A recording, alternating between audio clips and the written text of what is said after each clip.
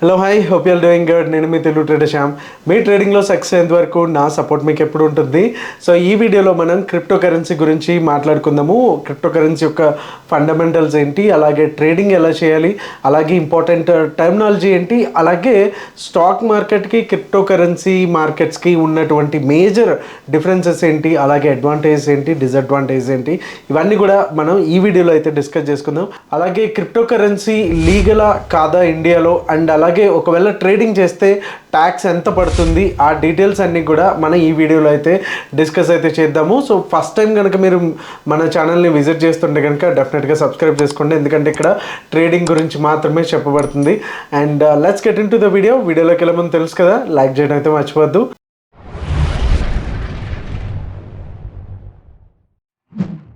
So first of all మనం crypto currency అంటే ఏంటి అనేది తెలుసుకుందాము. సో జనరల్గా ఏదైనా దేశానికి లైక్ మన దేశానికి చూసుకుంటే కనుక RBI, reserve bank of India ఎలాగైతే ఉంటుందో, యుఎస్ మార్కెట్స్కి ఫెడ్ ఎలా ఉంటుందో, సో ఒక ఆర్గనైజేషన్ అనేది కంట్రోల్ చేస్తూ ఉంటుంది. ఇంత మనీ ప్రింట్ చేయాలి, ఇన్ఫ్లేషన్, ఇవన్నీ కూడా ఆ యొక్క ఏదైతే సెంట్రలైజ్డ్ ఒక సంస్థ ఉందో అది చూసుకుంటూ ఉంటుంది. సో క్రిప్టో కరెన్సీలోకి వచ్చేసరికి అలా ఒక కంట్రోలింగ్ బాడీ అనేది ఉండదన్నమాట. ఇది కంప్లీట్గా డీసెంట్రలైజ్డ్ ఉంటుంది. ఇది వచ్చేసి కంప్లీట్గా బ్లాక్ చైన్ టెక్నాలజీ మీద ఆధారపడి ఉంటుంది అనమాట. సో ఇది వచ్చేసి హిస్టరీ కనుక చూసుకుంటే 1980s నుంచి మనకి క్రిప్టో కరెన్సీ అయితే స్టార్ట్ అయింది. బట్ లేట్ 2000 నుంచి కొంత మంచిగా ఒక బూమ్ అనేది రావడం అయితే ఈ మధ్య కాలంలో అని చెప్పొచ్చు. 2020sలో మంచిగా బూమ్ అనేది వరల్డ్ వైడ్గా వచ్చిందని చెప్పొచ్చు. అలాగే క్రిప్టో కరెన్సీస్ ఎలా వర్క్ చేస్తాయి అంటే కనుక మనకి ఇది బ్లాక్ చైన్ టెక్నాలజీ మీద, ఆల్గరిథమ్స్ అండ్ డీసెంట్రలైజ్డ్ నెట్వర్క్స్ మీద ఆధారపడి ఉంటాయి. అలాగే మైనర్స్ అనేసి ఉంటారనమాట దీనికి. సో ఆ యొక్క ఆల్గరిథమ్స్ని వ్యాలిడేట్ చేస్తారు. సో ఇది కొంచెం ఒక కైండ్ ఆఫ్ క్రిటికల్ సబ్జెక్ట్ అని చెప్పొచ్చు. ఏమాత్రం కొంచెం దీని మీద ఐడియా లేదు అనుకుంటే కనుక సో దీని గురించి జస్ట్ ఇంట్రడక్షన్ మాత్రం తెలుసుకుంటే సరిపోతుంది.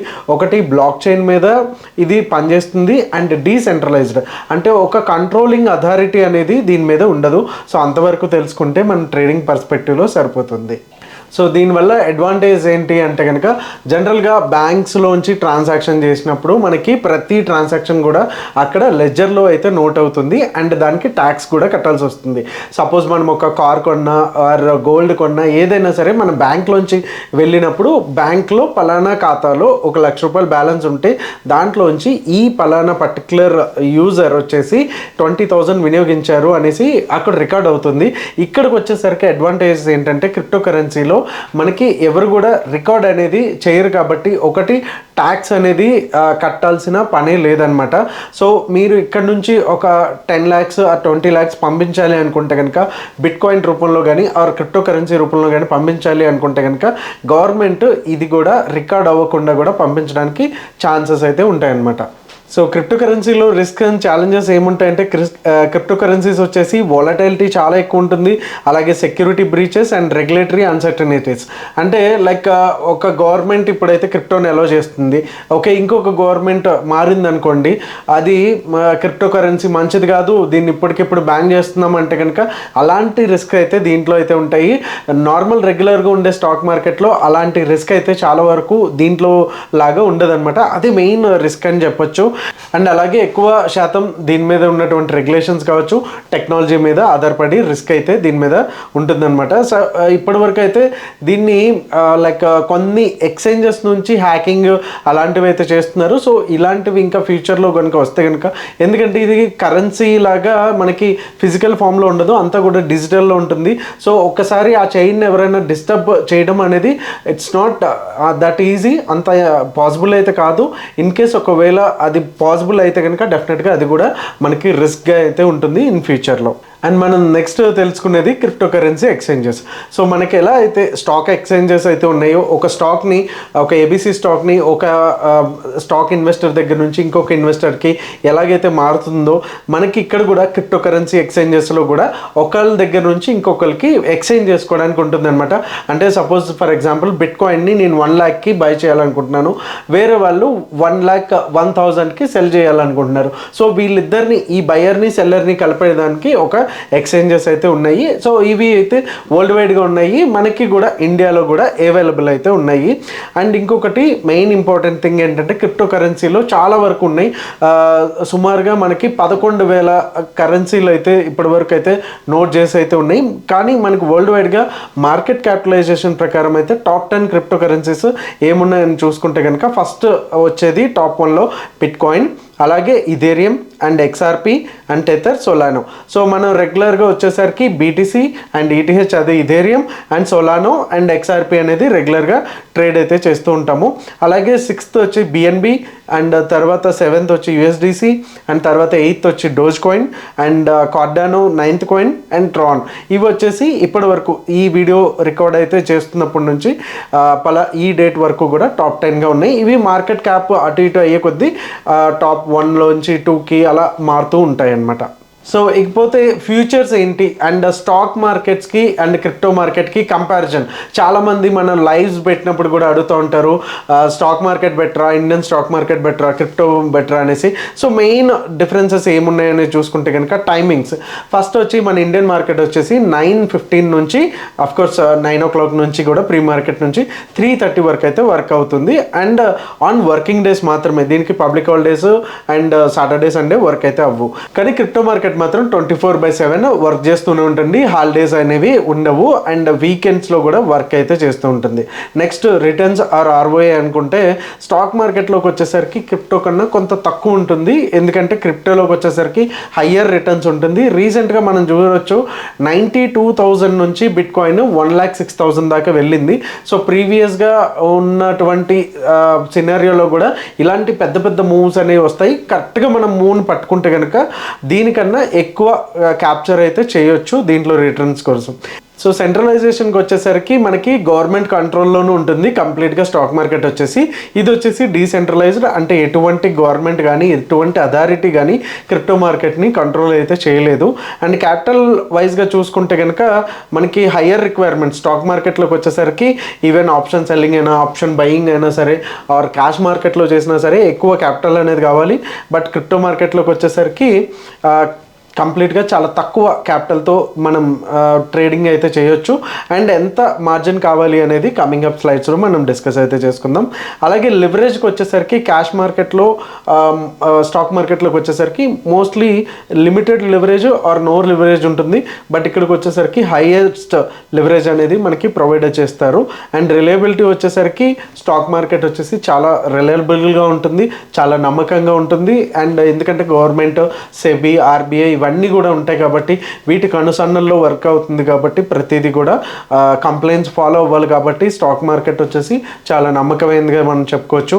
అలాగే క్రిప్టో మార్కెట్కి వచ్చేసరికి సో ఎటువంటి అథారిటీ ఉండదు కాబట్టి కొంచెం తక్కువ నమ్మకంగా, లెస్ రిలయబుల్ అని అయితే చెప్పొచ్చు. సో నెక్స్ట్ వచ్చేసి లీగలా కాదా క్రిప్టో ట్రేడింగ్, క్రిప్టో కరెన్సీ లీగలా కాదా అంటే కనుక హిందుస్థాన్ టైంలో సాటర్డే 25th 2025లో వచ్చిన ఆర్టికల్ బట్టి మనం చూసుకుంటే కనుక ఈ క్వశ్చన్కి ఆన్సర్గా హిందుస్థాన్ టైమ్స్ వాళ్ళు ఇచ్చినటువంటి ఆన్సర్ అనమాట. Is bit coin legal in India? Bit coin as well as all other cryptocurrencies are legal in India with the Supreme Court ruling in favor of cryptocurrencies, lifting a ban imposed by the RBI prior. RBI అంతకు ముందు అయితే మనకి crypto కరెన్సీని ban అయితే చేసింది. But so supreme court వచ్చేసి దాని మీద ఉన్నటువంటి బ్యాన్ అయితే లిఫ్ట్ అయితే చేసేసింది. సో ఇప్పుడైతే however there are strict taxation laws which includes a 30% tax on gains from virtual digital assets VDA and A 1% deducted source TDS వచ్చేసి ఉంటుంది. అంటే దీని మీనింగ్ ఏంటంటే స్ట్రిక్ట్ ట్యాక్సేషన్ అయితే ఉంటుంది. 30% మనకి దీంట్లో ట్యాక్స్ అయితే కట్టాలి. అండ్ దాంతోపాటు TDS కూడా ట్యాక్స్ డిడక్టెడ్ ఎట్ సోర్స్ అనేది 1% అనేది పే చేయాల్సి వస్తుంది అనేది. సో బట్ దీన్ని మనం ఎలా సేవ్ చేసుకోవాలనేది కూడా మనం కంప్లీట్గా ఫర్దర్ స్లైడ్స్లో మనం డిస్కస్ అయితే చేసుకుందాము. సో ఓవరాల్గా ట్యాక్స్ కరంగా చూసుకుంటే కనుక 30% వస్తుంది ఇందాక మనం చెప్పినట్టు. సో టాక్సేషన్ పార్ట్లోనే 115 BBH ప్రకారం కూడా మనకి 30% క్రిప్టో కరెన్సీకి అయితే ట్యాక్స్ అయితే కట్టాలి. అలాగే సెక్షన్ 194S ప్రకారం అయితే 1% టీడీఎస్ అయితే పే చేయాలి. సో ఈ రెండు కూడా లేకుండా మనం ఎట్లా లీగల్ వేలో చేయొచ్చు అనేది కూడా మనం ఒకసారి అయితే చూద్దాము. సో మినిమం క్యాపిటల్ చాలామంది అడుగుతూ ఉంటారు, క్రిప్టో కరెన్సీ ట్రేడ్ చేయాలి అనుకుంటే ఎంత క్యాపిటల్ కావాలి అనేది. సో దీంట్లో మీనకి $1తో కూడా స్టార్ట్ చేసుకోవచ్చు. సో $1 అంటే అప్రాక్సిమేట్గా 85 rupees 60 rupees. Okay, but minimum 5,000 to 10,000 ఉంటే కనుక మనం అలవాటు అయ్యేంత వరకు కూడా మనం ఆ క్యాపిటల్తో చూసుకొని దీంట్లో ఇంకా టర్మినాలజీ కావచ్చు, లేకపోతే ఎట్లా ట్రేడ్ చేయాలి అండ్ ఇది కొంచెం డిఫరెంట్గా ఉన్నా సరే క్యాండిల్ స్టిక్ వైజ్గా కావచ్చు, ప్రైస్ యాక్షన్ పరంగా కావచ్చు, స్ట్రాటజీస్ మీరు ఏ స్ట్రాటజీస్ అయితే యూజ్ చేస్తున్నారో నిఫ్టీ బ్యాంక్ నిఫ్టీ స్టాక్స్లో అవే స్ట్రాటజీస్ ఇక్కడ వర్క్ అవుతాయి. అండ్ మ్యానిపులేషన్ పరంగా చూసుకుంటే కనుక ఇండియన్ మార్కెట్స్లోకి వచ్చేసరికి మనం బ్యాంక్ నిఫ్టీలో చూడొచ్చు, ఒక పెద్ద జంబో క్యాండిల్ వచ్చేసి బాహుబలి క్యాండిల్ గ్రీన్ క్యాండిల్ వస్తే దాని పక్కనే రెడ్ క్యాండిల్ కూడా ఇలా డౌన్ సైడ్లో చూడొచ్చు. బట్ అలాంటి కైండ్ ఆఫ్ క్యాండిల్స్ దీంట్లో చాలా చాలా తక్కువ. ఒక్కసారి మూమెంటం స్టార్ట్ అయింది అనుకుంటే కనుక అదే వేలో చాలా వరకు ట్రావెల్ అయితే చేస్తుంది. సో ఓవరాల్గా మినిమం క్యాపిటల్ వచ్చేసి 5,000 to 10,000 అయితే మనం స్టార్ట్ అయితే చేసుకోవచ్చు. అండ్ క్రిప్టో ట్రేడింగ్ స్టార్ట్ చేసేటప్పుడు మనకు కొన్ని ఇంపార్టెంట్ టెర్మినాలజీ అయితే మనకి తెలియాల్సింది ఉంది. అవేంటంటే maker, taker, liquidation and leverage. So maker అంటే మనకి ఇక్కడ limit order and market order ఉంటుంది కదా. సో మేకర్స్ వచ్చేసి లిమిట్ ఆర్డర్. సో పర్టికులర్ ప్రైస్లో మాత్రమే నాకు ఎగ్జిక్యూట్ చేయని వాళ్ళు ఇస్తారు కదా ఆర్డర్స్, లిమిట్ ఆర్డర్స్, వాళ్ళని మేకర్స్ అంటారు అనమాట. టేకర్స్ వచ్చేసి వీళ్ళు లిక్విడిటీని టేక్ చేసుకుంటారు, అంటే తీసేసుకుంటారు అనమాట. సో వీళ్ళు వచ్చేసి మార్కెట్ ఆర్డర్లో, అంటే మార్కెట్లో ఏ ప్రైస్లో ఉంటుందో ఆ ప్రైస్కి కంప్లీట్గా ఆర్డర్ని ఎగ్జిక్యూట్ చేసేయమంటారు కదా. సో వాళ్ళని టేకర్స్ అంటారు అనమాట. And liquidation. ఓకే, సో మనకి లిక్విడేషన్ తెలుసుకునే ముందు లివరేజ్ గురించి తెలుసుకోవాలి. సో లివరేజ్ వచ్చేసి it's a kind of a borrowing funds. So మనకి ఒక 1 lakh ఉందనుకోండి. ఓకే, 1 lakh ఉంటే కనుక వీళ్ళు 100x లివరేజ్ ఇస్తారనమాట. అంటే మన దగ్గర 1 lakh ఉంటే కనుక మనకి వాళ్ళు ఫండింగ్ లాగా ₹1,00,00,000 దాకా వరకు ఇస్తారనమాట. అంటే సో 1 lakhtోనే ₹1,00,00,000 ఫండ్స్కి తగ్గ పొజిషన్ని మనం తీసుకోవచ్చు. ఓకే, సో దాన్ని మనం లివరేజ్ అంటారనమాట. ఓకే, సో లిక్విడేషన్కి వచ్చేసరికి ఏంటంటే, సో సపోజ్ ఒక 1 lakh లివరేజ్ తీసుకుని మనం చేసామనుకుందాం, కానీ మనకి బేస్ క్యాపిటల్ ఎంత, ఓన్లీ 10,000. ఓకే, సో ఒకవేళ సో ఆ ప్రైస్ కనుక ఎప్పుడైనా మనకి ఎగేనెస్ట్, అంటే మనం బై సైడ్ ఉన్నాము కానీ ఆ క్రిప్టో పర్టికులర్ కాయిన్లో కిందకి వస్తుంది అనుకోండి ప్రైస్.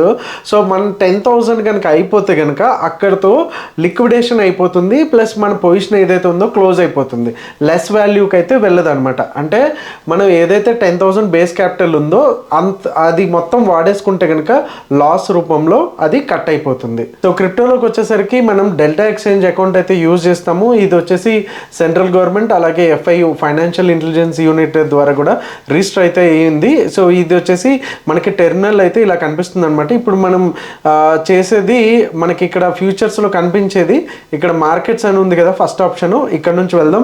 సో మార్కెట్స్లోకి వచ్చేసరికి మనకి టాప్ కాయిన్స్ ఏమున్నాయి అనేది దానికి తగ్గట్టుగా మొత్తం లిస్ట్ అంతా కూడా మనకి ఏవే అవైలబుల్ ఉన్నాయని అవన్నీ వస్తాయి. అలాగే దీంట్లో మనకి FNO లాగానే ఫ్యూచర్స్ ఉంటాయి అండ్ ఆప్షన్స్ కూడా ఉంటాయి అన్నమాట దీంట్లో. ఓకే, ఫస్ట్ ఫ్యూచర్స్ అనేది చూద్దాము. సో ఫస్ట్ BTC చూసుకుంటే కనుక 15 minutes. సో ఇది కూడా కంప్లీట్గా ట్రేడింగ్ వ్యూ చార్ట్ నుంచే వస్తాయి. సో ఇక్కడ వచ్చేసి మనకి ఆర్డర్ బుక్ కనిపిస్తుంది అనమాట. ఓకే, సో ఎవరైతే బయర్స్ అండ్ సెల్లర్స్ ఎలా ఉన్నారు అనేది మనకి ఇక్కడ కనిపిస్తూ ఉంటుంది. అలాగే మనం బై వెళ్ళాలి అనుకుంటే, లాంగ్ వెళ్ళాలి అనుకుంటే గ్రీన్ ఇక్కడ కనిపిస్తుంది కదా, అలాగా ఒకవేళ BTC ఇక్కడ నుంచి, అంటే బిట్ కాయిన్ ఇక్కడ నుంచి లాంగ్ వెళ్తుంది అనుకుంటే బై సెలెక్ట్ చేసుకోవాలి. ఒకవేళ నేను ఇక్కడ నుంచి కిందికి వెళ్తుంది అని యాంటిసిపేట్ చేస్తే కనుక సెల్ సెలెక్ట్ చేసుకోవాలి.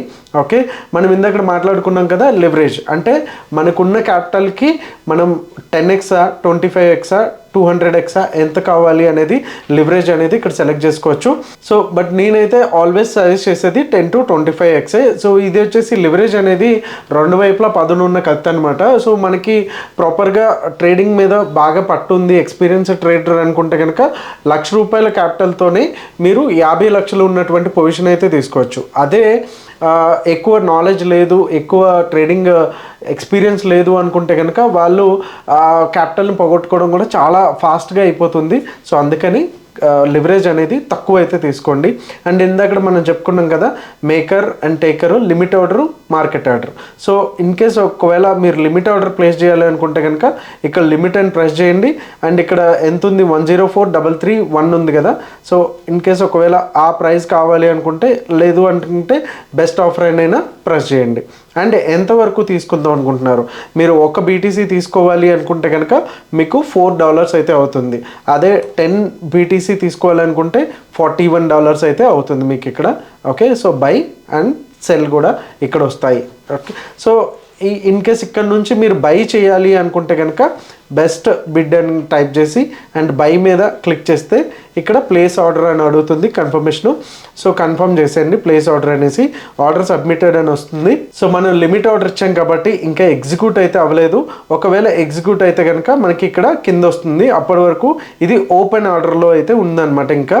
ఓకే, సో వన్స్ ఆ పొజిషన్ కనుక ఎగ్జిక్యూట్ అయితే పొజిషన్స్లోకి వస్తుంది అనమాట. ఓకే, అలాగే మనకి ఆప్షన్స్లో కనుక ట్రేడ్ చేయాలి అనుకుంటే కనుక సేమ్ బీటీసీ అండ్ ఈటీహెచ్ అయితే మనకి ఇప్పుడు ప్రెసెంట్ అయితే డెల్టా ఎక్స్చేంజ్లో అయితే ఆఫర్ అయితే చేస్తున్నారు.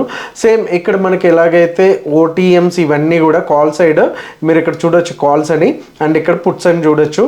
సో ఓటీఎమ్స్ అండ్ ఏటీఎమ్స్ అన్నీ కూడా సేమ్ మన ఇండియన్ మార్కెట్లో ఎలా అయితే ఉంటుందో అలానే ఉంటాయి. ఓకే, సో మనం ఇక్కడ ఒకవేళ పుట్ని బై చేయాలి అనుకుంటే కనుక, ఓకే, సో ఇక్కడ స్ప్రెడ్ అనేది చూడండి 277, 289 ఉంది. సో నేను బెస్ట్ బిడ్ అని కొట్టినప్పుడు 272 వచ్చింది. లేదు మనకి ఈ ప్రైస్లోనే సెల్ చేయాలి అనుకుంటే చేయొచ్చు. అలాగే మార్కెట్ ఆర్డర్లో చేయాలన్నా సరే ఇక్కడ నుంచి మనం బై ఆర్ సెల్ రెండు కూడా చేసుకోవచ్చు అనమాట ఆప్షన్స్లో కూడా. అండ్ దీంట్లో అకౌంట్ ఎలా ఓపెన్ చేయాలి అనుకుంటే కనుక లింక్స్ వచ్చి మన డిస్క్రిప్షన్లోనే ఉంటాయి, డైరెక్ట్గా మీరు దాంట్లోకి వెళ్ళి చేసుకోవచ్చు. అండ్ ఫస్ట్ దీంట్లోకి వచ్చేసరికి pan card and Aadhaar card అడుగుతుంది, అలాగే ఒక సెల్ఫీ వెరిఫికేషన్ కూడా ఉంటుంది. ఈ మూడు అయిపోయిన తర్వాత కేవైసీ వెరిఫై చేసిన తర్వాత మనకు ఒక యూజర్ ఐడి అయితే వస్తుంది. ఈ యూజర్ ఐడిని మీకు స్క్రీన్ మీద కనిపిస్తున్న వాట్సాప్ నెంబర్కి అయితే వాట్సాప్ చేస్తే కనుక క్రిప్టో కరెన్సీ టెలిగ్రామ్ గ్రూప్లో అనేది మిమ్మల్ని యాడ్ చేయడం జరుగుతుంది. సో దాంట్లోకి వచ్చేసరికి స్ట్రాటజీస్ మనకి ఏవైతే ఉన్నాయో లైవ్లో డిస్కస్ చేసే స్ట్రాటజీస్, వాటి అలర్ట్స్ అండ్ దానికి సంబంధించిన ట్రేడింగ్ ఆపర్చునిటీస్ ఎప్పుడైనా ఉంటే కనుక 24/7 మనం దాంట్లో పోస్ట్ అయితే చేస్తూ ఉంటాము. అలాగే చార్ట్ లెవెల్స్ ఇవన్నీ అండ్ ఇంపార్టెంట్ న్యూస్ ఏమన్నా ఉంటే కనుక అవి అప్డేట్స్ అన్నీ కూడా దాంట్లో వస్తాయి. అండ్ అది కంప్లీట్లీ ఫ్రీ అనమాట. సో మీరు అకౌంట్ ఓపెన్ చేసుకొని వాట్సాప్కి అయితే మీ యూజర్ ఐడిని అయితే ఇచ్చేసేయండి.